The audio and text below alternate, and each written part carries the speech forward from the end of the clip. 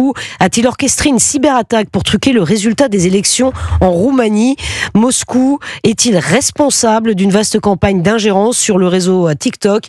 Les Roumains étaient appelés aux urnes aujourd'hui pour le premier tour d'une élection présidentielle scrutée de près en Europe, et pour cause, un premier scrutin présidentiel organisé fin décembre 2024 avait été annulé à la suite de soupçons d'ingérence russe. Wilfried de Villers. Oui, avec pour conséquence que la campagne présidentielle qui vient de se terminer en Roumanie s'est faite avec un contrôle renforcé des publications politiques sur les réseaux sociaux. Reste que l'ombre de Moscou plane toujours sur le scrutin aujourd'hui.